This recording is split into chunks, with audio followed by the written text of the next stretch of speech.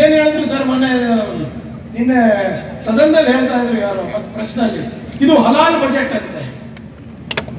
ಕೇಳಿದಿರ ಹಲಾಲ್ budget ಅಂತ? ಯಾಕೆ? ಅಲ್ಪಸಂಖ್ಯಾತರಿಗೆ ನಾವು ಕೊಟ್ಟಿದ್ದೀವಿ ಅಂತ. ಎಷ್ಟಪ್ಪ ಕೊಟ್ಟಿದ್ದೀವಿ? 4,000 ಕೋಟಿ ರೂಪಾಯಿ ಕೊಟ್ಟಿದ್ದೀವಿ. ಅಲ್ಪಸಂಖ್ಯಾತರು ಅಂದ್ರೆ ಯಾರು?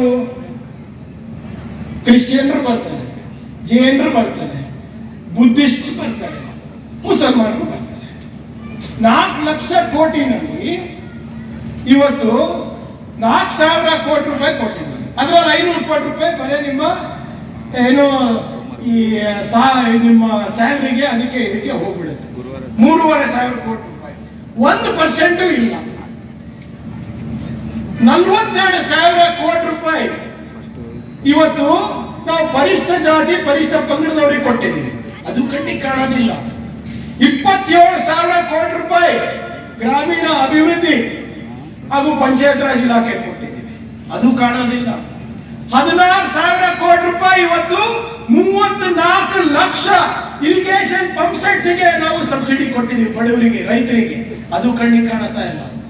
ಬೆಂಗಳೂರು ಅಭಿವೃದ್ಧಿ ಆಗಬೇಕು ಅಂದ್ಬಿಟ್ಟು 7,000 ಕೋಟಿ ರೂಪಾಯಿ ಕೊಟ್ಟಿದ್ದೀವಿ. ಕಲ್ಯಾಣ ಕರ್ನಾಟಕ ಅಭಿವೃದ್ಧಿ ಆಗಬೇಕು ಅಂದ್ಬಿಟ್ಟು ಕರ್ನಾಟಕ ಅಭಿವೃದ್ಧಿ ಮಂಡಳಿಗೆ 5,000 ಕೋಟಿ ರೂಪಾಯಿ ಕೊಟ್ಟಿದ್ದೀವಿ. ನಾನು ಹೇಳ್ದಂಗೆ ಕಲ್ಯಾಣ ಪಥ ಪ್ರಗತಿ ಪಥಕ್ಕೆ ನಾವು 6,500 ಕೋಟಿ ರೂಪಾಯಿ ಕೊಟ್ಟಿದ್ದೀವಿ. 2,500 ಕೋಟಿ ರೂಪಾಯಿ ನಾವು 500 ಕರ್ನಾಟಕ ಪಬ್ಲಿಕ್ ಸ್ಕೂಲ್ಗಳಿಗೆ ಕೊಟ್ಟಿದ್ದೀವಿ. ನಾವು ನಂಜೇಗೌಡರು ಹೇಳ್ದಂಗೆ ರೀತಿ ಅಲ್ಪಸಂಖ್ಯಾತರು ಓಲೈಕೆ ಆಗ್ತಾ ಇದೆ, ಸ್ವಲ್ಪ ಎಕ್ಸ್ಪ್ಲೇನ್ ಮಾಡ್ರಿ ಅಪ್ಪ ಅಂತ ಹೇಳಿದ್ರೆ ಬಾವಿ ಬಿಡ್ತಾರೆ, ವಾದಕ್ಕೆ ಬರೋದಿಲ್ಲ. ಅವರಿಗೆ ನಿಜವಾಗ್ಲೂ ಏನಾದ್ರೂ ನಾಚಿಕೆ ಇದ್ದಿದ್ರೆ ನಿನ್ನೆ ಮಾನ್ಯ ಮುಖ್ಯಮಂತ್ರಿಗಳು ಬಜೆಟ್ ಬಗ್ಗೆ ಉತ್ತರ ಕೊಡ್ತಾ ಇದ್ದಾಗ ಕುತ್ಕೊಂಡು ಕೇಳ್ತಾ ಇದ್ರು, ಯಾವ ರೀತಿ 4 ಲಕ್ಷ ಕೋಟಿ ರೂಪಾಯಿಯನ್ನ ನಾವು ಕನ್ನಡಿಗರ ಏಳಿಗೆಗಾಗಿ ಕೊಟ್ಟಿದ್ದೀವಿ ಅಂತ.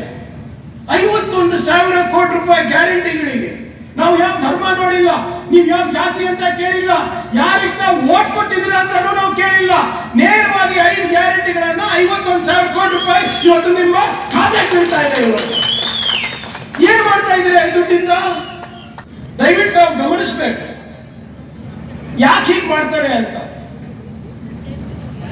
ಇವತ್ತು ಈ ಗ್ಯಾರಂಟಿ ಕೊಟ್ರೆ ಬಿಟ್ಟಿ ಭಾಗ್ಯ ಅಂತ 1 ತಿಂಗಳು ಏನಾದ್ರೂ ಹೋಗಿಲ್ಲ ಅಂದ್ರೆ ಅವರೇ ಬೀದಿಗಿಳಿತಾರೆ. ಅವ್ರಿಗೆ ಇನ್ನೂ ಅವ್ರಿಗೆ ಅರ್ಥ ಆಗ್ತಾ ಇಲ್ಲ ಅನ್ಸುತ್ತೆ.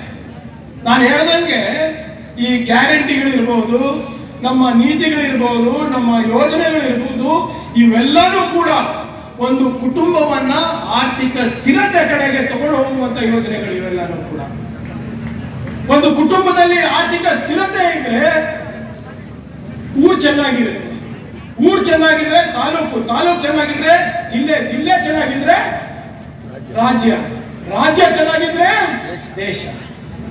ನಮ್ಮ ಉದ್ದೇಶ ಏನು?